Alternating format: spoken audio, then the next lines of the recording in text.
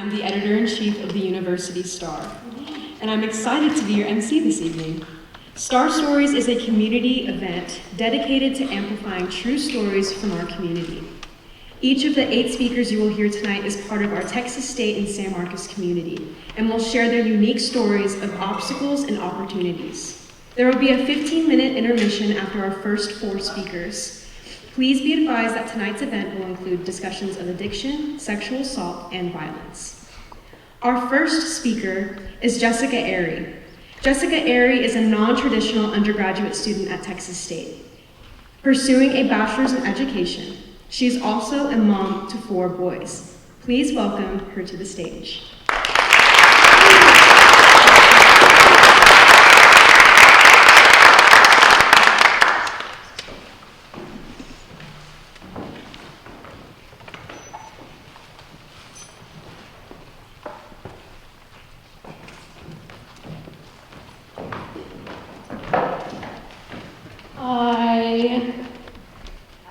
I'm not really sure how this works. There we go. All right, I know what you're thinking. Oh great, here we go. Another non-traditional college student about to tell me another 9-to-5 story about how she's working so hard and burning that midnight oil at Texas State so she can get her degree and make a difference in this world. And if I listen to this story, I too can prevent forest fires. Oh wait, that's the wrong pep talk. See, we were both wrong. Yes, I am a non-traditional student. And, you know, I've always been funny. Or so I've been told. It's part of my charm. Also, so I've been told. But I digress. Yes, I am a non-traditional college student who's lived a lot of life with a lot more on the horizon, I hope. But I promise you, despite our overwhelmingly differences, we're all the same. Can you see it? I sense your skepticism, but that's all right, we'll get there together. Tell me, who's ready to hear the secret to eternal happiness? I mean, look how perfect my life is. How many of you have pictures like this? These moments we try to capture when we want to remember that exact experience, or when we have to frickin' smile so our parents will get off our backs, or when we just know that that outfit is fire. How many perfect moments are in your camera rolls? How many of those smiles are actually real? That took a turn, didn't it? I'm not here to tell you how great my life is, or how I got here with hard work and determination, because each and every one of you is sitting in these seats with your own hard work and determination. I come with a different message. You see, I wore that mask of superficiality for a long time when I felt I had to hide behind perfection and strength. The connections I had with those I loved around me were only skin deep. We were really running in parallel with one another. There was no time for error, no time for beauty and wonder. Burden sparkled in my eyes.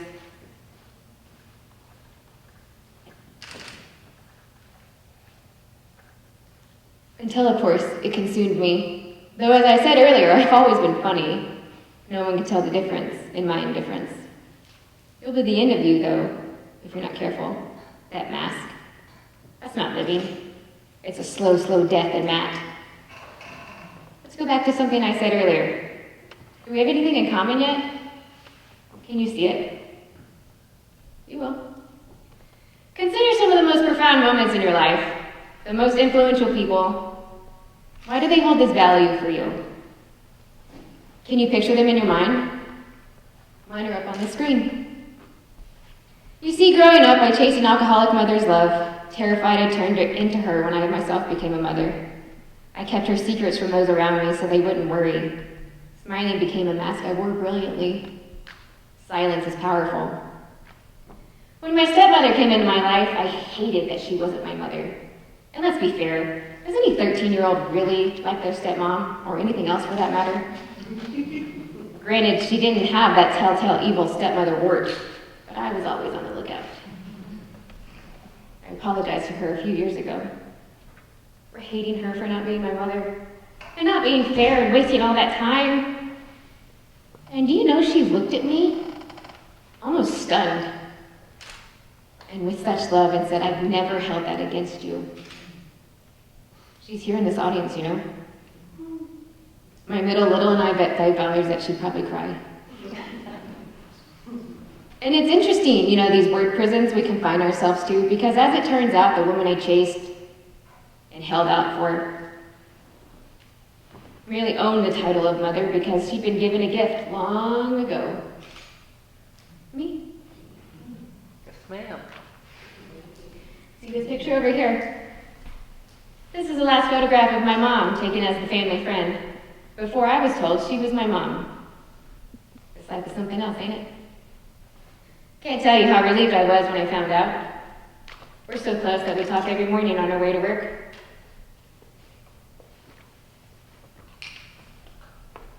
This picture? This was my boys' first day of school when we moved to Texas here a few years ago. My husband over there, oh, I loved him so very much. So much so that I valued his traumatic past more so than mine. And I let him navigate our lives. I lied to him every day. Told him I was fine, that he was fine, that everything was fine. I settled in the monotony of our lives and gave up my joy so that he could find his. We killed me together. For a while. My son, Braden, had just completed his first rehab in July, and unbeknownst to us, had already relapsed by then, or was due to do so in the next few days. The timeline's a little fuzzy. Oh. Have you ever loved an addict? It's a family disease, you know. Watching your son wither away before your very eyes, as you simultaneously explain the process to his younger brothers, validating their feelings on the matter, while telling them that you love them unconditionally, no matter how they feel.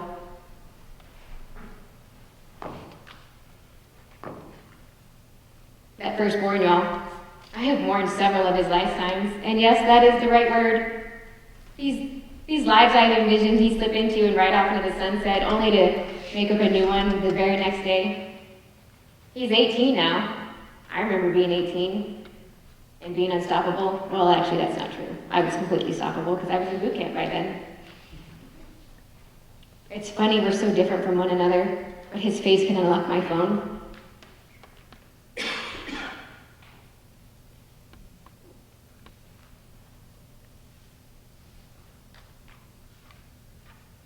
I've also lost my place.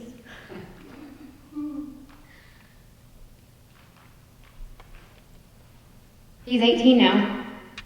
Some of you are 18. I remember being 18 and thinking 30 was old.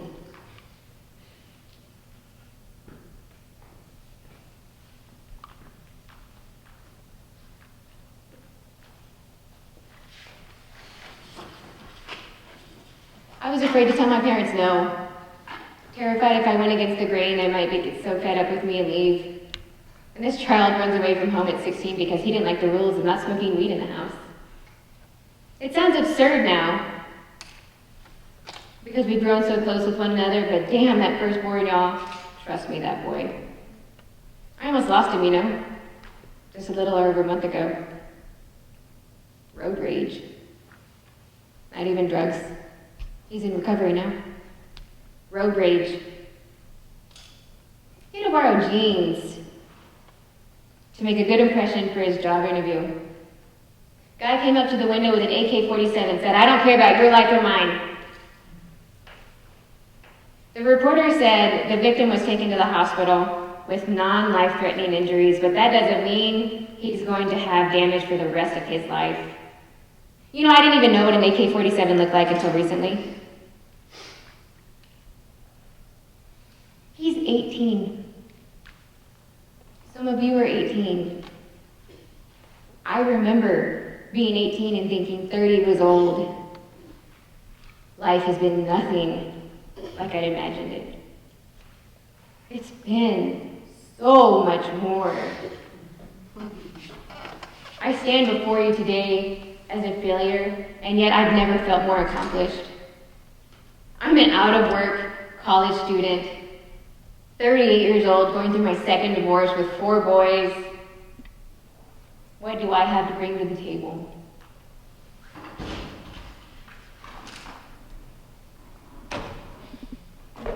It's my table. I'll sit at it if I want to, and you can sit at it if I let you. I can promise you, when I took that first picture under that tree with my husband and my pretty smile, I didn't feel that way. I was comfortably broken.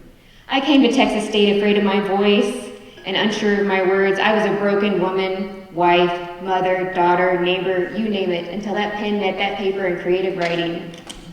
It was as if I gave myself permission to feel, to be myself, to show myself, to stop running in parallel with those around me.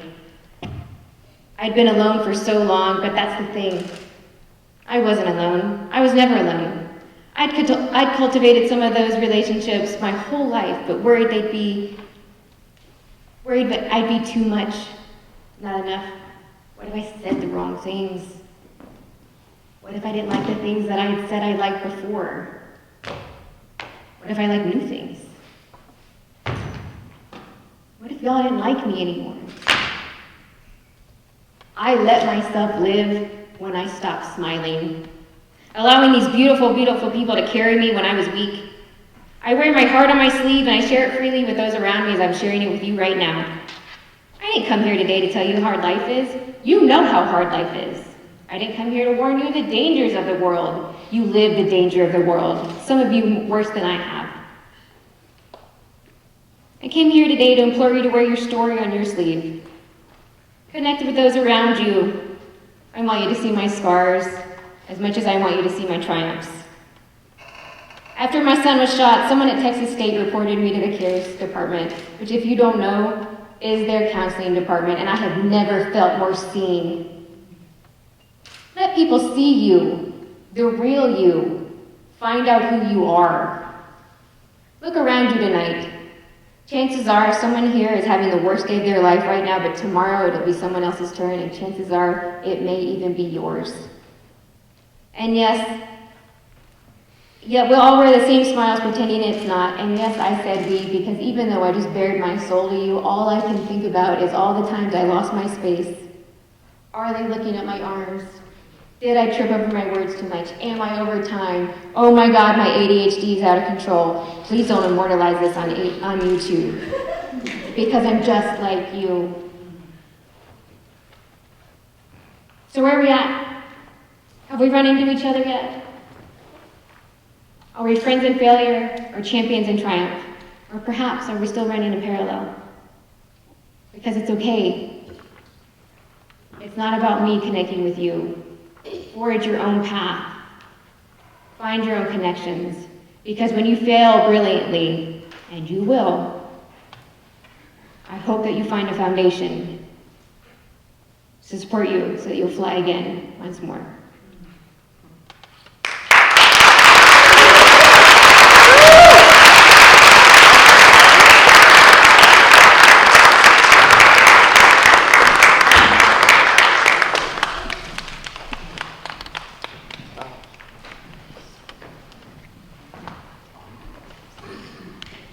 Our next speaker is Monica Charles. Monica Charles is a first-generation, non-traditional undergraduate student at Texas State University, studying social work. She is also a member of the Phi Alpha Honor Society. Please welcome Monica Charles to the stage.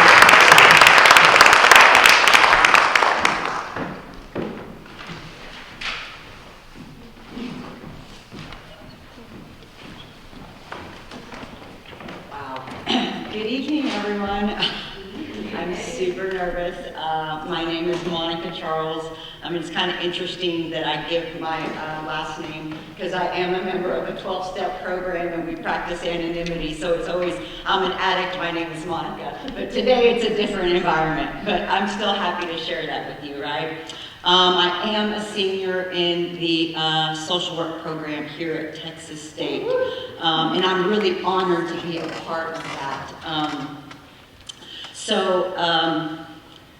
I'm grateful for the opportunity to get to be here and share with you my experience in the social work program, and most importantly, to give you a different perspective on the labels that we place on those suffering from mental illness, addiction, and the trauma of human trafficking. Too often people are reduced to these labels, but I'm living proof that labels don't define us.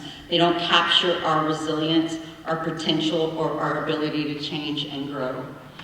So my path began at a very young age. I was born to a single mother. She was 16. She wasn't ever really around, so I had a lot of abandonment issues, and I say had, I still have those abandonment issues. I recently found my birth certificate and it says illegitimate on that. I don't know if you know what that means, but I didn't know what it meant. I looked it up and it says not legal, not valid, and I took that to mean not wanted. Because there was no biological father in the picture, and that stuck with me for a very, very long time. So I had to learn at a very young age to navigate through life without any guidance, right? And at times it felt like I was completely alone, trying to make sense of all these experiences and things that were happening to me. But these challenges shaped me into someone who understands what it is like to struggle. And more importantly, they made me deeply empathetic towards others who are going through difficult times. What I realized is that I wanted to turn those hardships into something where I could help other people. I wanted to turn them into a way to support others who are going through the same thing. And one of the most pivotal moments in my life was my recovery journey from substance abuse disorder. That's a medical term. I don't often use it, but in this setting I will. Because what I've learned is that addiction is in fact a disease. I will never fully be recovered, but I am recovering. And I do that through the grace and mercy of a loving God, and also through the program, my 12-step program, and I have been clean for 2,101 days.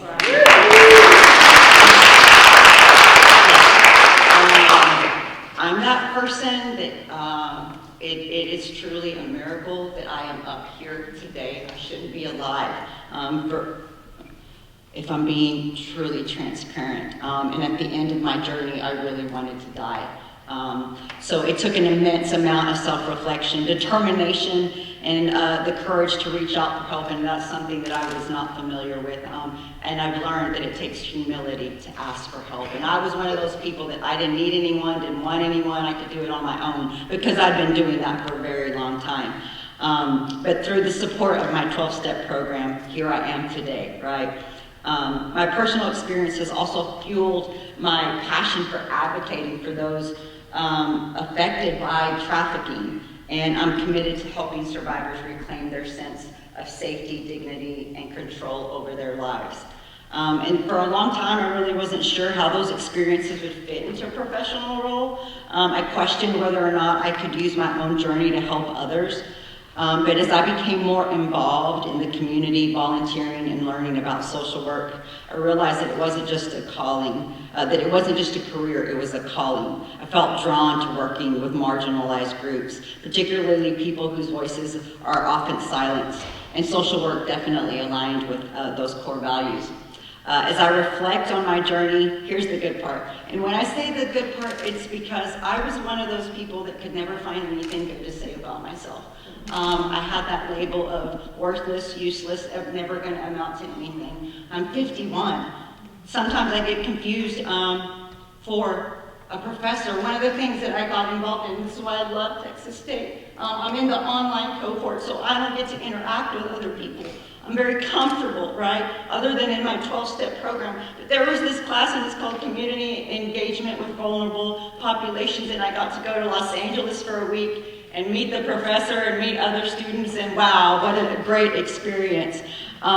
So I'm, like it was mentioned earlier, I am part of the Phi Alpha Honor Society for Social Work. I was awarded the overall BSW student for 2023-24, an honor that I hold dear. I was also awarded the David Luke Kenton and Terry Hernandez Academic Achievements and Dedication to Social Work, and I currently hold a 3.7 GPA.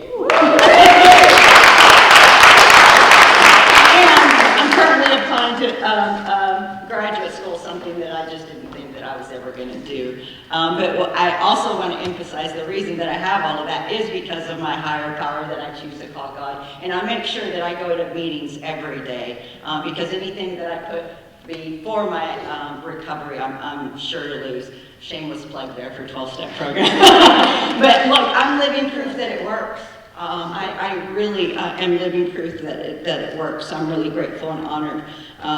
So I did also realize that many of the struggles were like most other people did. That's why I'm here to challenge the labels and misconceptions placed on those dealing with substance abuse disorder, mental health challenges, and human trafficking, which is a part of my story that I don't like to share, don't want to share. But as I've entered the field of social work, I realized that I need to be an advocate and a voice for those who don't have a voice. And sometimes we got to put a face to this social justice issue, and it's not what you think it looks like, right? So I'm very passionate. We don't talk about it enough, and so I think that it's something that definitely needs to be talked about. So with that, I want to say that I'm deeply committed to working with the marginalized populations. And then also the advice that I would give to myself and to anyone walking this path is to stay open to new experiences and approaches. Social work is such a dynamic field, and I know to keep learning and growing. This work can be emotionally demanding, so I remind myself to practice some self-care and seek support when needed. I do some trauma-informed therapy, which is eye movement, desensitization, reprocessing. I hate it. I walk in there every week, and I tell my therapist, I hate it, I don't want to be here. And you know what he tells me? He says, but you're here. And so I get comfortable being in the uncomfortable because it brings up all the things that I don't want to talk about. And for me, because he is somebody that works with veterans and people who've experienced war, and what's my trauma compared to them? He said, your trauma is your trauma. So I had a session today, but today I told him I'm not going to do the buzzers because I gotta go share about some stuff, and I don't want to be uncomfortable. But I do that every day, and it does take a lot of courage to talk about the things that I don't want to talk about. So I'm very fortunate that I get to do that. In closing, you may notice that I'm dressed very casually today, and that in itself is a message. My shirt says, it's okay to make mistakes, not be okay, have hard days, be yourself, not know it all, ask for help, start over, need more time. So when I first found out I was going to be here, I'm like, oh my gosh, I have nothing to wear, which is a lie because I have a closet full of things I never wear. But I still thought I need to go find something to wear because I got to make sure that I look okay. I got to make sure that when you see me, that you don't see all the things that I just talked about. But as I've grown, I've become more comfortable being my true self without needing to hide behind appearances. I hope you'll see that. It's okay to show up authentically, imperfections and all, because that's where real growth begins. My name is Monica. I'm a person in recovery, navigating the challenges of mental illness, addiction, and the trauma of human trafficking. But my hope is that today you will see me for the beautiful, amazing, wonderful human being that I am. And those are adjectives I never would use to describe myself. So thank you so much for this opportunity. And even if I just helped one person, then it was all worth it today. Truly.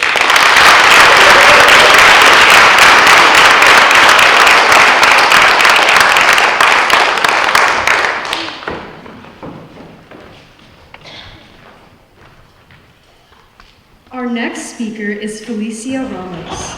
Felicia is an undergraduate student at Texas State University, majoring in English with a minor in pre-med. Please welcome Felicia to the stage.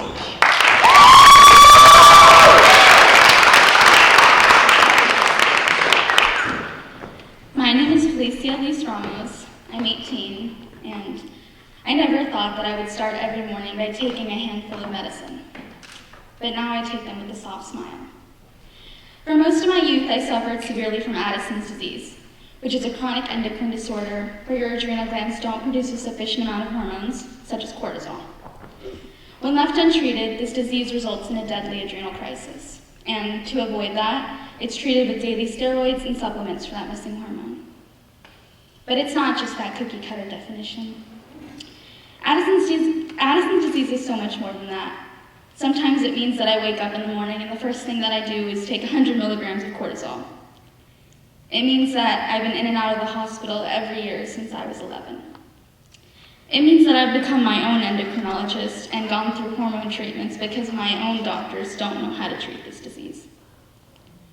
Why me? I constantly wondered as a kid.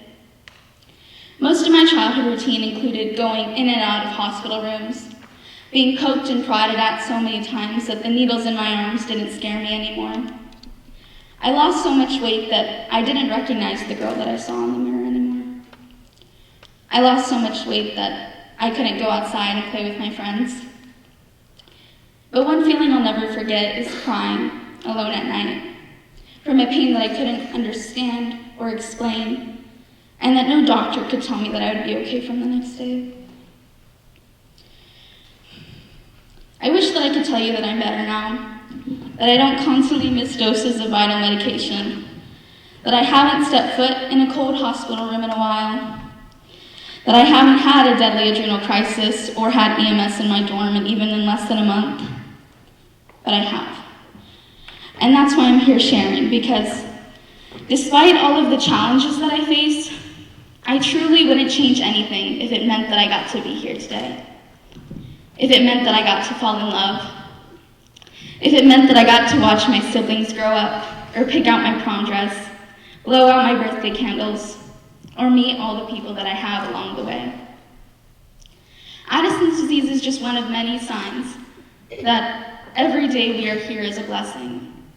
And nowadays, I'm more than willing to be someone that adapts to this demanding disease, if it means that I can experience those moments that make life worth living and fighting for.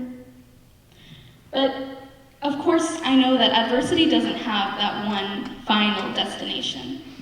But I think that it does have moments to take from and learn from wherever we go. And I think this was mine. Once upon a time, I wished that I was a princess. And then I got to high school, and I wanted to be a barista.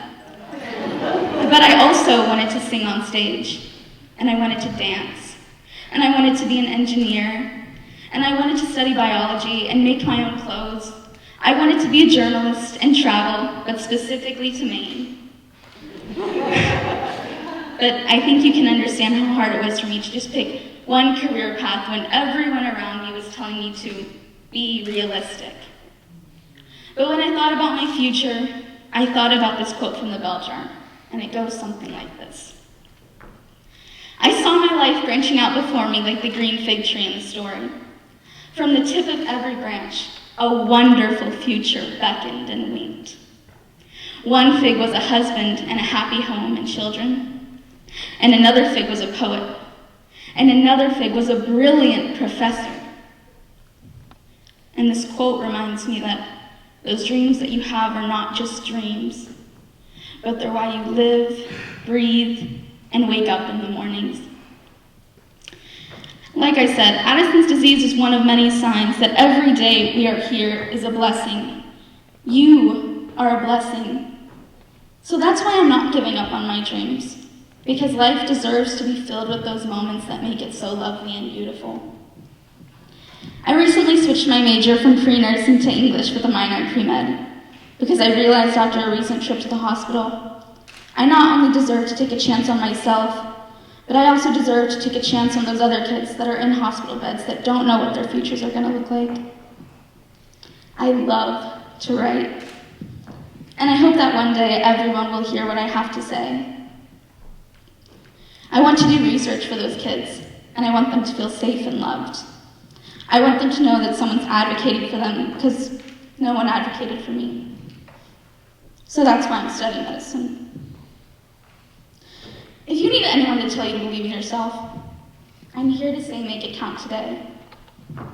Just by taking a chance on myself, I've come so far from that once sick, dying girl. I'm here today, speaking to you. I'm the first person in my family to go to college, and I think I'm doing a pretty okay job. I was able to join the Terry Scholars. I'm planning on studying abroad next summer. I did work in a coffee shop. Okay, I was a good barista. I did become a ballerina and dance on stage. I did sing. But most importantly, I met so many amazing people along the way. If you take anything from this speech, I want you to know that you are capable and deserve so many great things. I want you to live your life to the fullest every day, because tomorrow is not promised. Oh, I'm sorry.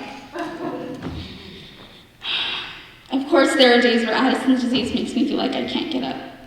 Like I won't get up.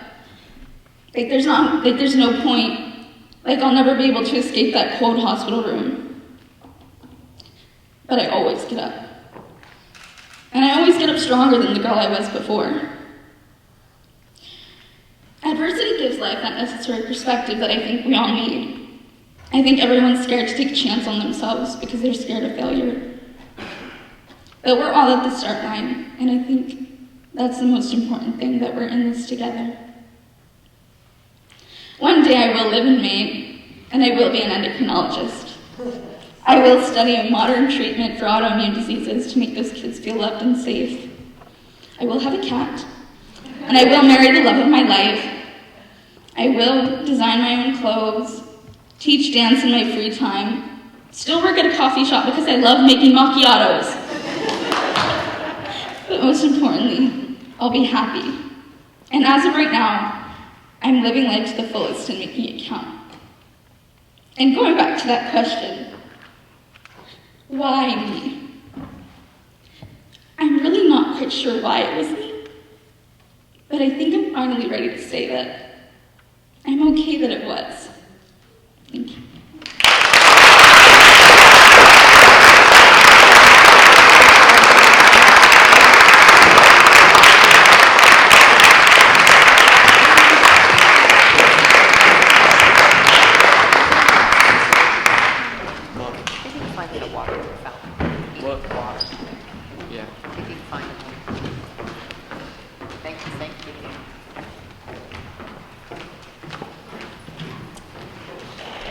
Before we continue, I would like to say thank you to the School of Journalism and Mass Communication for sponsoring tonight's event and for providing us with a venue to hear from members of our community about our greatest challenges and opportunities.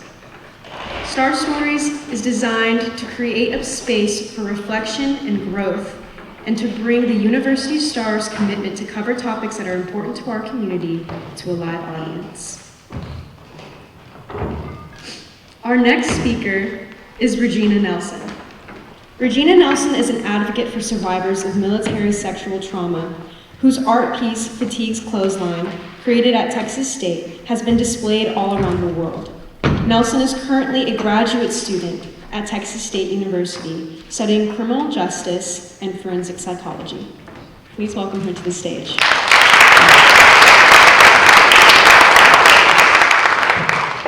Good evening, y'all. My name is Regina Nelson, and I want to start off by giving thanks and praise to my Lord and Savior Jesus Christ. Because if it wasn't for him, I wouldn't be here standing and sharing my story, sharing our story. I also want to give Star Story a thank you for this opportunity. I'm going to need a crowd to participate. When I say her name, I need you to say her name. Repeat that back. Vanessa Guillen. Say her name. Vanessa Guillen. Gregory Morales. Say his name. Gregory Morales. Lavania Johnson. Say her name. Lavania Johnson. Maria Lauterbach. Say her name. Maria Lauterbach. My story reflects thousands who experience rape, sexual harassment, and gender discrimination in the military. It doesn't just end in the military, it follows us out here.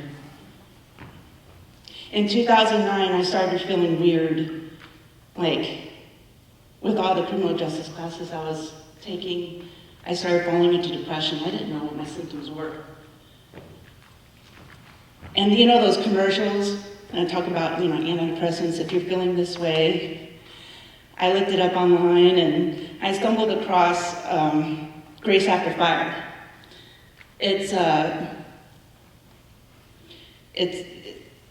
place where women veterans online go to and talk about what they experienced in the military.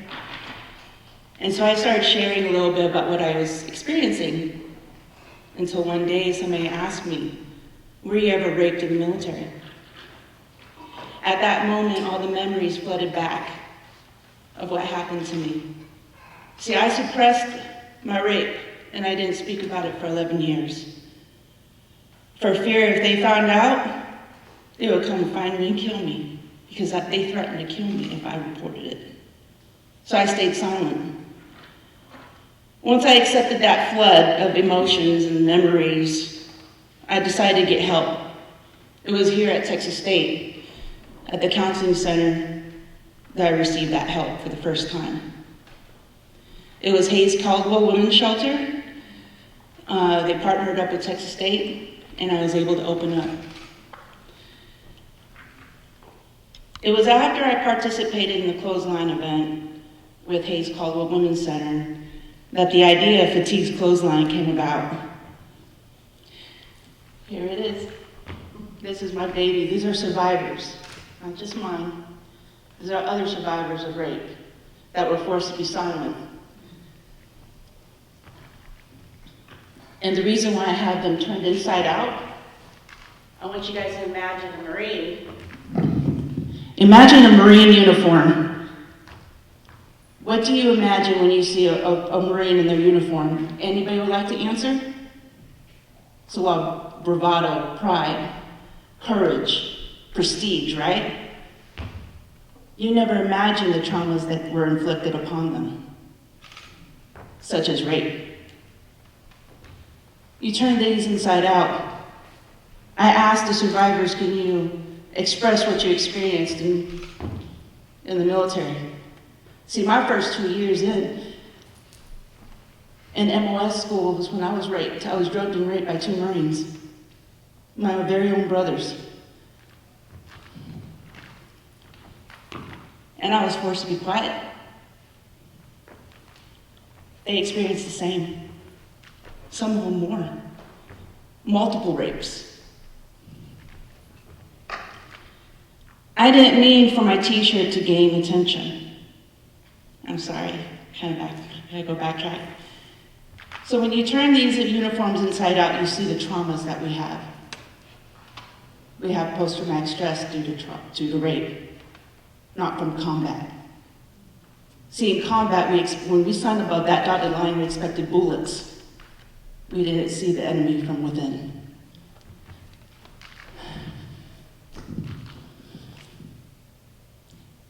I didn't mean for my t-shirt to gain attention. Some of the things that the people were saying was, she served. Oh my God, she got raped? Who's protecting her? Y'all are being protected, but who's protecting us? Do you know military sexual trauma survivors are seen as crazy? Not just in the military, but at the VA, the good old VA. Oh man.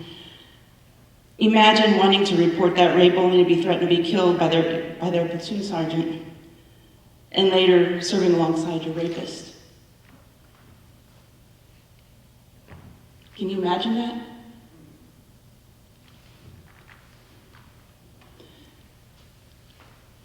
That's what happened to me. That's what happened to everybody on that line. We all served with our rapist.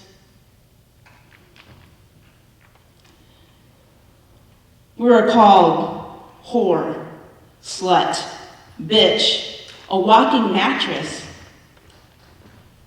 broad-ass Marine, bam. But hold up. Didn't I earn the title Marine?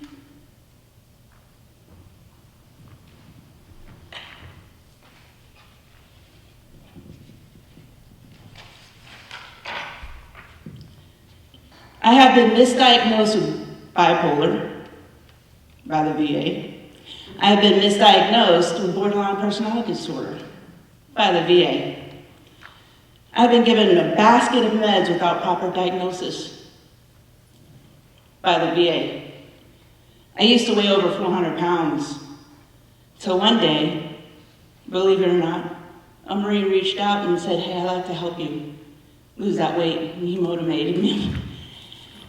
And I was like, I accepted it.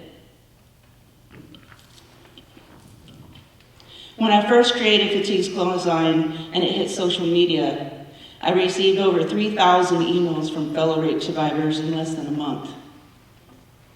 I read all their testimonies and cried and vowed to keep their name in silent because they too were scared to come forward. So it's not just me up here. It's over 3,000 and more and counting. Those who wanted to participate in Fatigues Clothesline, we carried on conversations and shared similar stories of our time in service. What I did, many haven't. Gave them. And what I mean by that, a place without judgment, a listening ear, a place of acceptance, love, and laughter. Despite all the chaos that was trapped in our bodies, we gave each other a gift of releasing that chaos through art.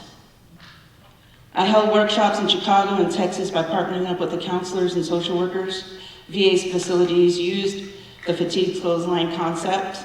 Survivors had the opportunity to give me their military blouse or keep them. Fatigues Clothesline have been on display in the Military History Art Museum in Chicago and Dresden, Germany, on display at universities like Texas State, UTSA, Incarnate Word, and Lady of Lakes, and at functions like the Vagina Monologue. The very first time I spoke about my rape, I shared in detail with an Italian reporter from Italy. The United States was not ready to hear about the DoD sweeping rape under the rug, but Italy sure was. The reporter came to interview a few of us. My story became the front cover of the Italian edition newsstand of Vanity Fair all over Italy. I was part of a group of women and men who blew the whistle on the DoD by taking part in a class action lawsuit against them. We lost, but we also won by educating the world of our nation's dirty little secret. We hit global under 3 minutes, which is part of a major documentary called The Invisible War. And if you want to watch it, it's free on YouTube. After coming out, I received death threats. Why? Because rape doesn't happen in our beloved Marine Corps. Try that logic on, and let's talk about it over a cup of coffee, shall we? We wrote the First Stop Act, which was the HR 3435, which later on became the Military Justice Improvement Act, MJIA. Then later on became what y'all heard recently, the Vanessa Guillen Act. It took, when I started speaking out, when I first came out and said I was raped was 2008 online, and then went public in 2010 to 2021 November, that Vanessa Guillen Act finally got passed. So 3 acts. When Trump was elected, I became triggered beyond my own mind. Grab him by the pussy triggered many survivors of military sexual trauma. I stepped away to save my own sanity. Tried going back to school only to be denied countless times by the VA. Became a chef, a professional cook. I've been a cook all my life. That was the only thing that tied me back to y'all. People often ask, why did I do it? Why did I come forward? Because I'm a mother of 5 beautiful children. I need to protect them. Those are my babies. There's 3 of them. The other 2, they're at home and working. I need to protect my babies my most prized possessions. And it is through them that I saw each and every one of your faces, including yours, our future leader. And because you all are worth it. All of you. Throughout this process, I found my love for life. A heavy load was unloaded at Texas State Counseling Service. It was here where I felt freedom. And after 11 years, it was through that freedom I spoke out. I thank my professors, Hayes Caldwell Women's Shelter, my professors for their seed of knowledge that helped produce the idea of Fatigues Clothesline, Vet Wow, which is about women veterans who experience military sexual trauma as well, Iraq Veteran Against the War, Veterans for Peace, the VFW here in San Marcos, Tree of Life Church in New Braunfels, and countless others for accepting me right where I am. It was because of the support of our community I began the journey towards healing. And I thank God every day for my children, for my community, and for you. I'm about to share a part of my healing journey that only a handful of people know.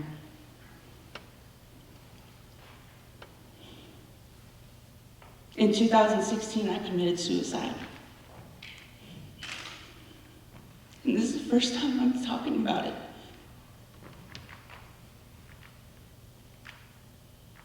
I took a half a bottle or more of antidepressants along with 18 bottles of beer, and I drunk dialed my best friend. And she, who's another veteran advocate, rushed over and argued with the police officer to let the ambulance to take me. Because if the police took me, I would have died. It was in the back of an ambulance that I flatlined and they resuscitated me. Had it not been for her, I wouldn't be here. By the grace of God, he sent a saint. Imagine the countless others who committed suicide due to this. I'm only one who survived.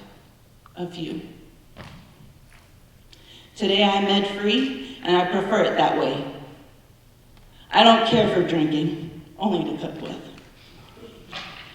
I get to watch my children grow up and become strong, successful young leaders in our society, allowing me to get after them to start and finish school. Not to mention, I'm back in school. And it's God's will, I like to believe, because my counselor at the VA, his name is Matthew, and my academic advisor, his name is Jesus, which is Jesus. So that has to be a sign from above that I'm back on the right path. My goal is to become a victim advocate. Okay. I want to be that role model that my children can follow after. To be that positive person and lead others and live life. The sound of laughter is music to my ears. To watch the twinkle in everyone's eyes along with your smile allows me to live in peace. Thank you for your blessings. To the woman I once was back in 2016, I'm going to ask you to say her name. Regina Vasquez. Regina Vasquez. I am a fully disabled, proud Marine veteran that has PTSD. My name is Regina Nelson, and I accept who God has created me to be. I am weird and quirky, artsy-fartsy and fun-loving. And I love who God created me to be. I love who I am because I hated my face. And I love my face today. We need each other. Pray for one another. Check on your family and friends. Forgive and let go. But most importantly, don't take advantage of your laughter and your smile. Your laughter is one of life's medicine. It's an answered prayer. And guess what? It's free. I love you all. Thank you and God bless.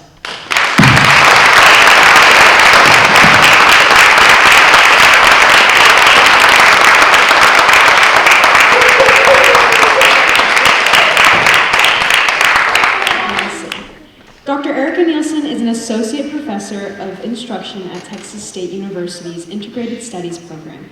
Please welcome her to the stage.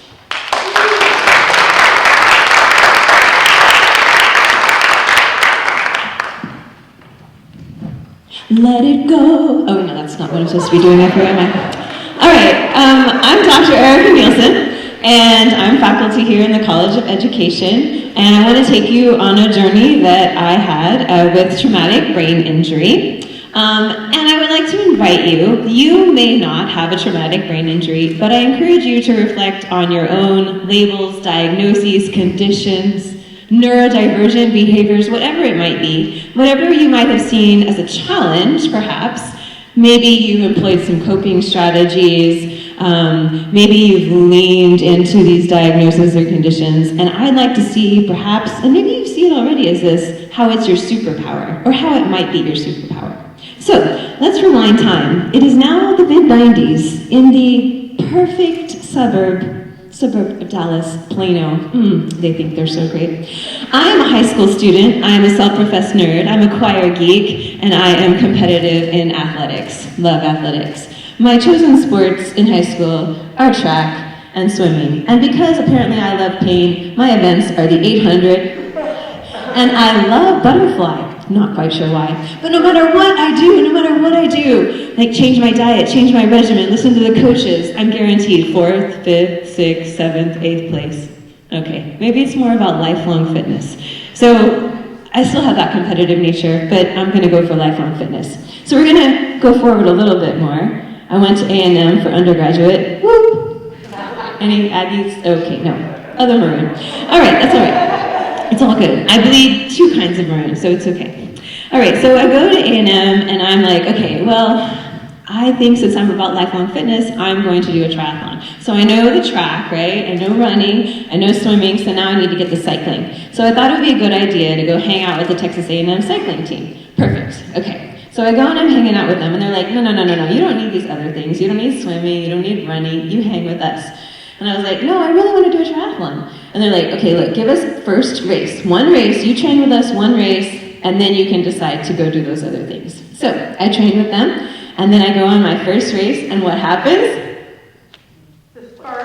First place. Yeah, who needs swimming? Who needs running? We're gonna do first place. Okay, so this is perfect. I got first place, and then I did what's called catting up in cycling. You category up. They have women's B, they have women's A. I made it from women's B to women's A pretty fast, and I'm really enjoying myself. I spent 2 years doing all the cycling, and then it's the summer before my junior year, and I'm home in Plano, and I am navigating an intersection, and I got T-boned by a truck. And I am thrown from the intersection into a grassy knoll, and y'all ready for this? It gets gory. Okay, I crushed my ankle at a compound fracture of my right tibia and fibula. This is also an anatomy lesson, and it's at a right angle. My friend told me, she's in vet science, she's like, it was at a right angle, sticking out of your leg. All right, I crushed my ulna, okay everyone, ulna, radius, broken clavicle, puncture wound in my left leg, lacerated lungs, my scalp was ripped away from my skull. I have my only plastic surgery right here. Traumatic brain injury, lost 2 pints of blood. It's crazy. If I wouldn't have been wearing a helmet, I would have been dead or a vegetable, right? So, but there's a funny part of the story and a cool part. Okay, I had to be towed from the scene, but guess who else did? The truck. I totaled a truck. Okay.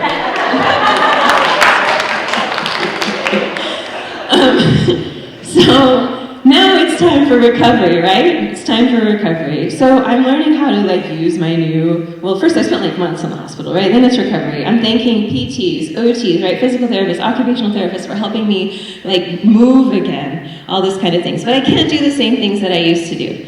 So I start to move into the yoga world. But not only is my physical body recovering, I'm having to deal with a traumatic brain injury. And this can present in many different ways from many different people. And for me, it presented as the following: impulse control, a big one for people with TBI, impulse control, and then also facial recognition. Faces will completely disappear. Many of my students know, and they're here for extra credit. You got that extra credit, Knox. All right, thanks for being here. Anyone else? Anyone else need extra credit? All right. I use lots of different coping strategies to help me with facial recognition. Another strange thing that happened as well is, okay, imagine you're typing or writing a word, and that word ends with a certain letter, and the next word begins with it, and the words were just mushed together. So I had to be really cognizant of how I was writing and how I was doing that. So it's also important in this whole entire story to also say that I've been a teacher since the age of 15. So there were a lot of things, right, that as a teacher I really valued, being able to recognize my students, right, and see who they were, because that creates rapport. So I'm having to learn how to navigate these things, right? Impulse control, some things with reading and writing, and then also with recognizing people. So I really kind of leaned in and figured out, okay, while I've encountered this TBI, right, how I'm going to cope with this. How can I make it my superpower? So one thing I do in class is have name tents. Students have to post their pictures on Canvas, which is our learning management system. I'm constantly asking them stories and being silly so I can get to know them and understand who they are and remember their names. I've also realized the importance, as so many of our other speakers have shared and will share, when we share our vulnerabilities, right, we become human and we create that connection. And I really hope, I think I do that. Do I do that, Knox? Put you on the spot here. Look, he's nodding. I'll give you the kickback later. All right. So I bring this all up to say, even right when we experience something that is traumatic, right, or something that we feel is limiting to us, right, how do we cope through it? How do we move through it? How can it become our superpower so that we, right, can grow as an individual and also create better experiences for what we might do? As for me, right, it's teaching. For you, it might be anything. So again, that's what I want you to take away from this evening. How can you make your conditions, your labels, your diagnoses, your neurodivergencies, your superpower? Thank you.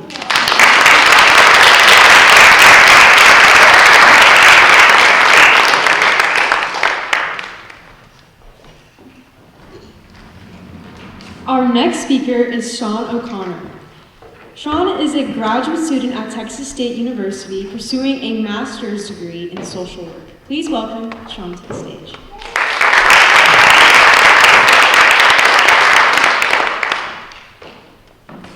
Several weeks back during the Texas State-Arizona State football game, I think I counted 4 comments made by the announcers making reference to both Arizona State and Texas State being party schools.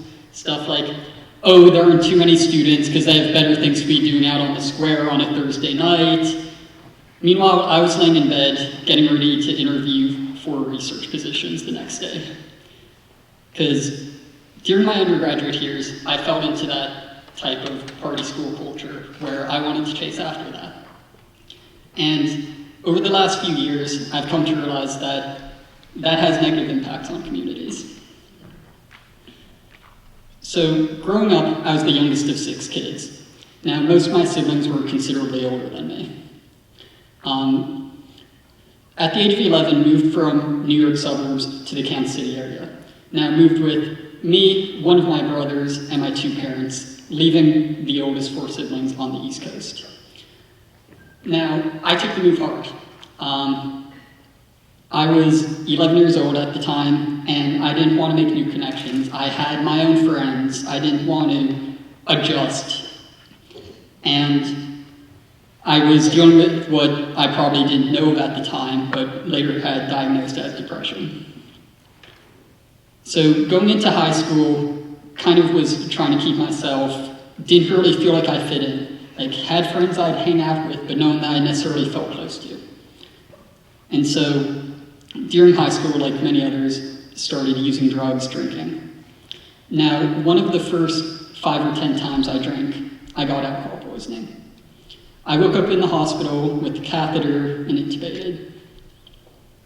Now, there's a lot of debate about the etiology of addiction, what causes it, what the theory is, and one of the more prominent ones is that trauma plays a role. Now, it becomes hard to identify when the trauma is involved with the substance use, what the chicken and the egg is. And it has a way of repeating the cycle.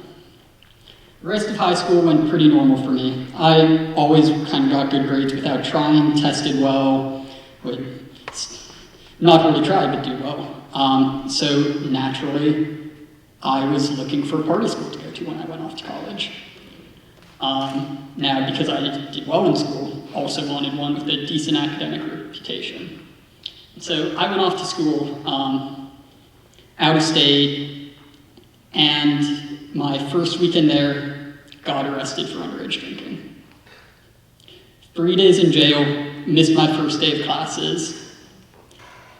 I was an honor student on a half-tuition scholarship.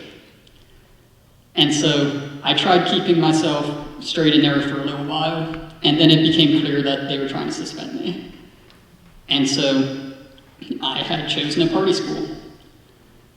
Kurt Levine, considered one of the founders of social psychology, came up with an equation for behavior. B equals F of PE. Behavior is a function of the person and the environment. Now, when the environment around a person is a certain way, the behavior becomes normalized. And so, at a party school, there's always a reason to drink. Deals at the bar 7 nights a week, football on Sundays, whatever it may be. And so pretty quickly I was drinking 5, 6, 7 nights a week, blacking out many of the occasions. And it was at the age of 18 that I had withdrawals for the first time. Now, eventually, mental health was suffering immensely because I was drinking 7 nights a week, basically. And so eventually I dropped out, decided to transfer schools. So I went back in-state, went to the University of Kansas, and decided to attend. Now, first semester there was pretty relaxed. I was drinking on the weekends, felt pretty much like a normal college student, except because the people I was choosing to be around were drinking a half a handle a day, that seemed like a normal amount to me. The following semester, I decided to pledge a fraternity. Late on into the pledging process, during a hazing incident, I had alcohol poisoning again. Intubated again. My BAC was 0.48. If you don't know about BACs, 0.35 is generally considered the start of the range to have dangerous death. 0.5 is generally considered guaranteed. So I was considered a risk, dropped from the fraternity, and kept pretty calm for a while. Normal student, was still doing well in school and was on track to graduate a year early. So at the age of 20, I started my senior year of college. And things were actually going pretty well. Drinking every few weekends, nothing too crazy, was trying to look for a career afterwards, wasn't having much luck, decided to study for the LSAT. Day before taking it, stayed up all night. So next day, took the LSAT, started drinking a little after, and a girl I was talking to decided she wanted to come over and drink. And so 20-year-old me obviously thinks that that's a great decision. Now, keep in mind I'd been up the night before, so pretty soon after she got there and we turned a movie on, I fell asleep. A couple of hours later, woke up and she was passed out on my floor. Called her friend to come pick her up and take her home. About 40 minutes later, her friend arrived and identified that she wasn't breathing. I then called 911. She was taken to the ambulance, was unable to be revived. So that was when my drinking really got bad. Before, I was still trying to hold on to some idea that I was doing this for fun, to have a good time, and I was just trying to escape, trying to forget. And that continued for several years. Graduated on time, started pretty successful corporate life, but I was still drinking the entire time. A couple years after graduation, was working on a pretty major $23 billion merger project, and was still drinking heavily. Coworker saw me drinking during a meeting that I was on a conference call for. There weren't people in the room. Probably didn't need to explain that, but my VP came in she told my VP came, told me that I didn't look good. He had me go to the hospital. Keep in mind, I'm remembering this. So my BAC at the hospital is a 0.43. What generally is something that is potentially deadly for people had become my day-to-day living situation. Less than a week later, I got a DUI on my way to work at about 8 a.m. So several months later, was finally involved in the legal process with that and decided to try to get sober for the first time. Now, they frequently say that once you pick up again, you pick back up where you would have been, and it was hard for me. Would string together a couple of weeks, go on a bender until I couldn't hold down water, throwing up blood, and then go through withdrawals a few days. Go through it again. Eventually made the decision to go to treatment. Before that, I had lost my job. Partially due to use, partially COVID, all that. So went to treatment, eventually got a new job. This job was with one of the major opioid manufacturers. The day that I started with the company, they entered bankruptcy, largely due to outstanding opioid litigation. Now, think about this. An addict who has literally watched someone die from drugs, now working for an opioid manufacturer. There was a lot of reflection that had to be done on whether or not I could morally do this. And every few months, that would come up again. Now, I haven't stayed sober the entire time since. Had relapses in there, and so I've met a pretty broad network of people in the recovery community.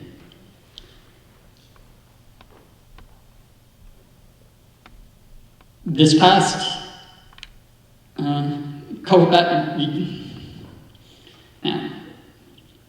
a while back, the company declared bankruptcy once again in order to restructure their debt. The $1.7 billion opioid settlement they had was reduced by $1 billion. $1 billion used to fund treatment programs, help families of addicts, provide Narcan. Law enforcement's where a lot of it goes, not necessarily the most effective use, but $1 billion out of their pockets.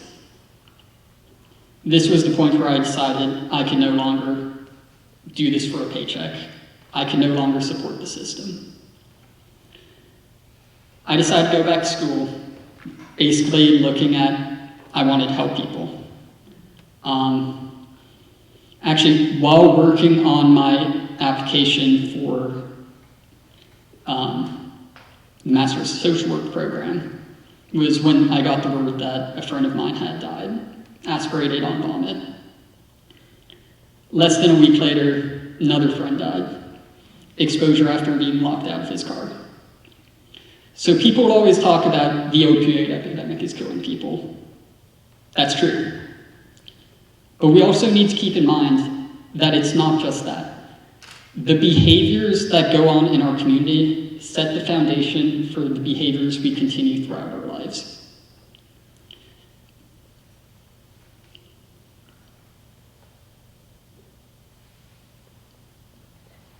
Sets the foundation for the behaviors we continue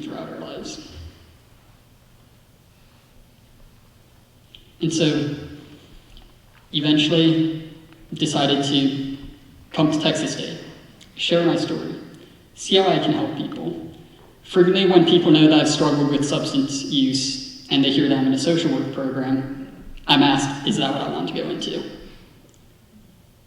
And not really a primary interest of mine, fine with it as like a secondary thing.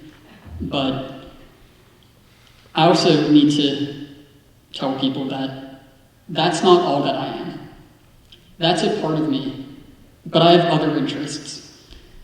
Now, drug use can be a part of identity, but it shouldn't be the identity that one models itself after.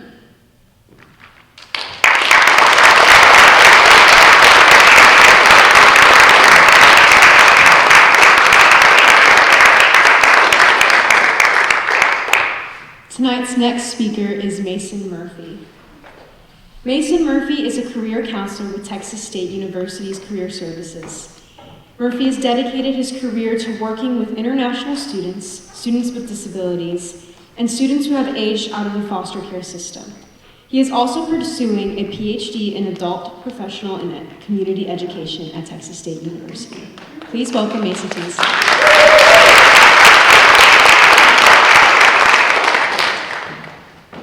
My name is Mason Murphy, and my story is a story of personal resiliency and helping other people. I was born at a birth weight of 1 pound, 10 ounces. I was born 4 months premature at the 26th week. Most babies born in the 1970s at this low birth weight and this early birth either died or had cognitive impairments or visual impairments. I was left with a visual impairment. I am blind in my left eye and I have some sight in my right eye. I'm only able to see shapes and colors, and there's no way of correcting that. My condition, because of my low birth weight and early birth, was so severe, they told my parents, go see your son because he won't make the night. Well, I did make the night. And as I went through my K through 12 education, I was in a school system in rural Ohio that was not prepared to work with a student with a visual impairment. They didn't have the resources, and the teachers didn't know what to do or how to help a student with a visual impairment. The assistive technology of today was not there and not invented yet. When I was in the first grade, I had a teacher give me an F on my paper because I could not see to put my name on my paper. As I moved throughout my K through 12 education, I would have to have many eye surgeries on my left and right eye. My right eye to maintain the sight that I would have left. And I was resilient, and I persevered. When I got to high school, I began to start to learn how to advocate for myself. And I would ask teachers for what we would call today extended time on tests. And I would have teachers tell me in high school, why would I do that for you? Why would I give you your own way? I'm not going to do that. But I was resilient. I persevered. I graduated from high school. I went on to pursue a bachelor's degree and majored in journalism. And when I went to college, I was a first generation, low-income student, along with being visually impaired. And even at that stage of my academia, I would have faculty members tell me, don't even talk about your visual impairment. Don't bring it up. You know, when you bring this up, Mason, it's like a crutch. You know, Mason, when you bring it up, it makes you look lazy. So don't even talk about this. But I was resilient, and I persevered, and I graduated with a bachelor's degree in journalism. And when I was 22 years old, I took a giant leap forward. I applied to a master's program in higher education administration all the way at a school in California. And I'd never been on a plane before. I had never left my small town in Ohio. And I was really scared. But I knew that one decision, if I got on that plane, I would be taking a step not only into adulthood, but a step into my future in time. So I got on that plane and stepped into the future. And as I was in that master's program in higher education administration in California, I really began to thrive in my academics. And one of my first internships was in career services, working in career counseling. Well, fast forward 20-some years later, I have worked in career counseling, in career services at many different institutions throughout my career. I've worked here at Texas State as a career counselor for the last 13 years. And I have sought to work with and support students just like myself. Today I work with students with disabilities, and I teach them about how to advocate for themselves, how to seek out accommodations, how to disclose their disability. And I teach them that when they do these things, that they can not only be a success right now academically, but they can also be a success in their career down the road and in the future. I work with international students because I know what it's like to have to go so far away from home and have no support system and needing that support at a university. And I teach them about how to get that first internship and get that first job, and how doing those things and achieving those things can not only instill hope in themselves, but also hope for their family back home in their home country. I also work with students that have aged out of the foster care system.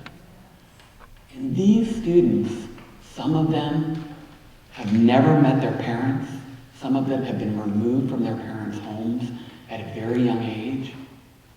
And I help them take what some would think is a small step, but what's a giant step forward for them. And it could be something like getting their first part-time job on campus or off campus, or exploring their major for the very first time so they can make some decisions about their future and so they can become resilient and be a success in their life and in their career path. When people ask me, can you point to anything that has made you a success? Like, what is it? Can you boil it down to a couple things? And I said, yeah, there are a couple things that have made me a success. I would say one is my parents. Because what my parents taught me is they really pushed me to start to advocate for myself and really jump in and learn how to do that. But what they also taught me is, they said, Mason, you are not going to be a victim. That's not going to be your identity. You're going to take hold of that and change that. The second thing is my Christian faith. Because what my Christian faith has taught me is to look beyond me, to look beyond the problem of the moment, to look beyond today or next week. But more importantly, what my Christian faith teaches me is to help other people. And thirdly, it's my own personal will. I was not going to allow my visual impairment to define who I was or what I was going to become. I was going to be resilient, and I was going to create that definition, and I was going to move forward and be successful. And I would say I've done pretty well. I've been successful.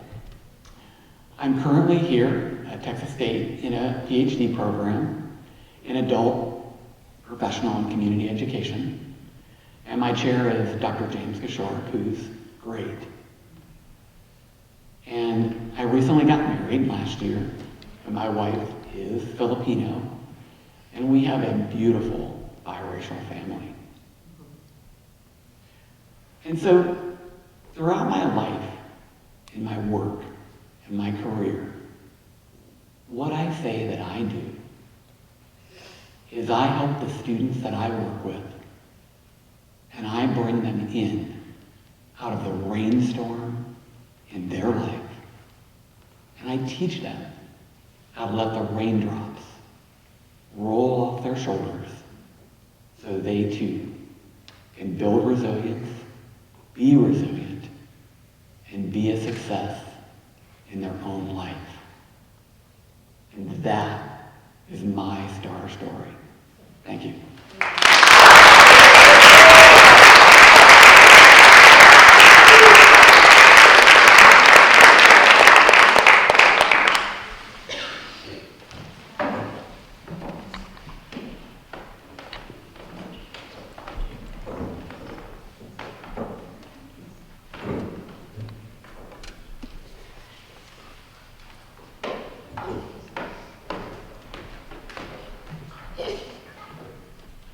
Our last speaker of the night is Sergio Carvajal Leoni.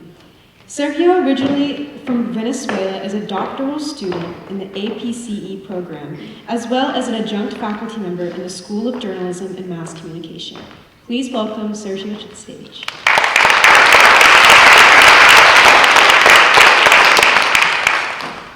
Hello. I know that we're recording this, and this is so I'll say this for my two little boys that couldn't come here today. This story is shared in dedication to you, and the reason why I wasn't able to memorize this, I also blame 100%. I'm not going to take any blame from it. All right. Feel free to heckle or whatever you feel like doing. Just don't fall asleep. My name is Sergio Carvajal Leoni, and I'm here to talk about how the biggest obstacles we face can become our greatest opportunities. Believe that? Right. I come from Venezuela, a country that at some point was the crown jewel of South America. A very diverse society with people from all over the world who were attracted to that country because of the oil boom. But what I witnessed there was the dark side of diversity. And that is when cultures fail to understand each other and friction starts to build up. And build up until it eventually leads, in this case, to the downfall of one of the richest nations in modern history. Now, much has been said about Venezuela lately, but people may not be aware of how incredibly diverse that place once was. We have people from Africa, the Americas, several parts of Europe. Italy, Portugal, Germany, Spain, France, Switzerland, Turkey, China, Lebanon, Japan, India, Israel, everywhere. That's the Venezuela that I remember.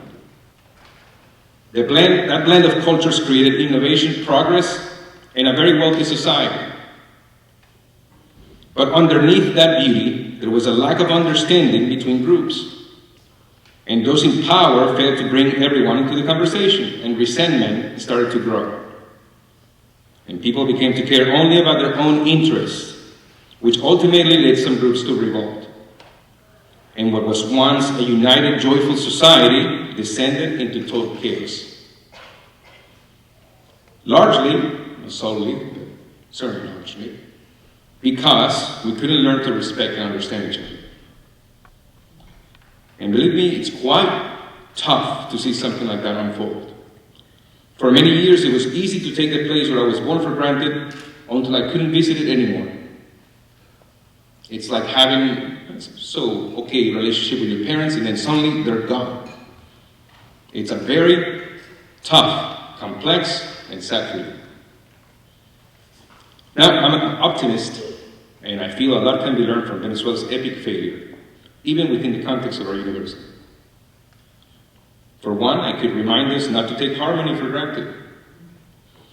The fact that we can come together in initiatives like this is a testament of the strength of our community. I commend all of you. That's beautiful. But it should also make us pause and reflect. As we become a more diverse society, the structures that worked in the past may not work so well moving forward. At Texas State, I'm a doctoral student of adult, professional, and community education, and I'm also an adjunct faculty member in the School of Journalism and Mass Communication. This has given me the chance to see things through two different angles. As a student, I've had fascinating experiences sharing classes with peers who come from many backgrounds. As a faculty member, I've also seen that it can be hard at times to have a voice in a system that may not always value different perspectives. Let's think about this. Texas State is proud to be a Hispanic-serving institution. It's good. Yet when we take that term, and when we look at our faculty, we have to ask, why aren't there more Hispanic professors? Is it because there are no qualified candidates? Or is it maybe because it's easier to work with people who share similar worldviews? From my own experience, I believe it's more often the latter. And to be clear, I was also raised with the idea that it is merit, rather than skin or ethnicity, what truly opens the doors of advancing society. But merit can be a rather subjective term sometimes. Who defines what deserves merit and what doesn't? Let's think about it. If someone is trying to solve issues that others do not consider important, would their actions have any merit to those in power? Or would they be seen as a distraction? Now let me give you an example. Last year I created a project titled Education is Boring. The project involves making short documentaries to tell the stories of different people who are trying to make education more engaging. Now, I personally don't think that education is boring. I'm a doctoral student in the College of Education, self-funded, pretty hard. So it would be kind of weird if I really thought that. But I'm also pragmatic, and I can see that the education strategies we're using are just not working like they used to. I'm not saying that only because of migration and our increasing cultural difference, because those are definitely challenges, because as our student body becomes more diverse, and people like me start to share their perspectives, well, it may be naive to think that everyone's going to react the same as when the student body was for the most part homogeneous. But let's take it a step further. Technologies like AI, smartphones, and digital tools have fundamentally changed how we think, learn, and engage with each other. So students no longer want to sit through mediocre lectures where professors read off PowerPoint slides without challenging them.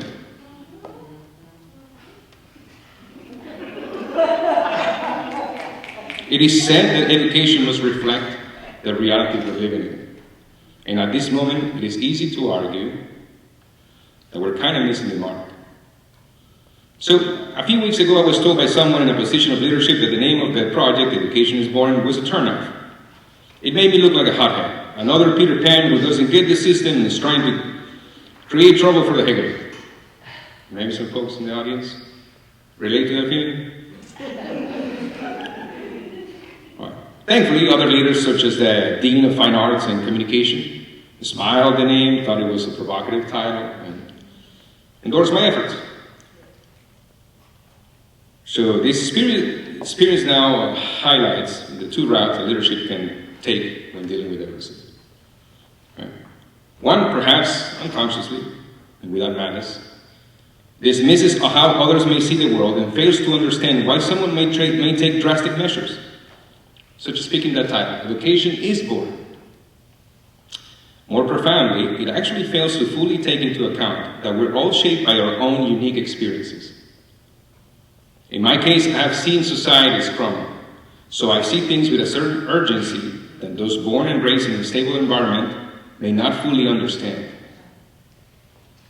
The other route that leadership can take, quite differently, rewards diversity of thought. It has the ability to quickly self-reflect and recognize our failures, and ultimately empowers innovators to believe in their agency, their power to actually change our reality. Now, I told you that my talk was about how our challenges can become our biggest opportunities. And I stand fully behind the idea, so I will leave you with this thought. In this time of big challenges, how we treat each other and how we take into account each other's ideas will be crucial to make sure that what happened in Venezuela never happens here. Now, I'm not proposing tearing down all systems. We tried that in Venezuela, and the results were pretty terrible. Instead, I simply propose trying harder, just harder to embrace other perspectives. Maybe it is not about hiring people who think or look differently, but actually listening to them and letting their experiences influence change. Maybe it's not about following imposed mandates or quotas, but actually challenging ourselves to get out of our comfort zone. Things are different, and that is the reality. We have never been this diverse. And the education that we used to know has never dealt with the challenges that we're currently experiencing. So we have a choice to make. Do we discard other perspectives and cling to our own ways because we know what's best? Or do we maybe approach new challenging perspectives with enthusiasm and figure out a way to embrace them? What do you think? Thank you.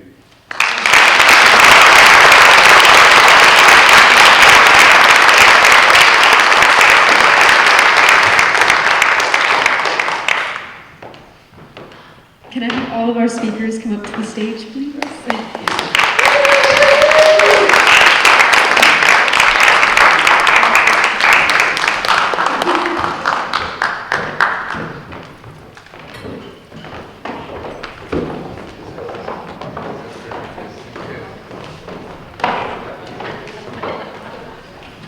Let's give our speakers another round of applause.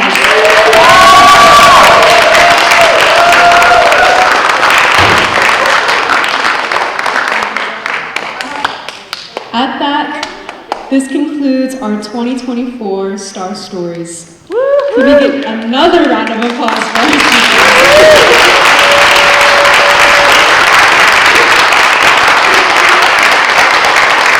Thanks again to the School of Journalism and Mass Communication for sponsoring this event. I hope you were able to hear about experiences different from your own tonight and that reflect on challenges and opportunities that define our community. Thank you so much for attending. And before you leave, I'd ask that you take a University Star pen home with you so you can write your own story. Thank you guys so much.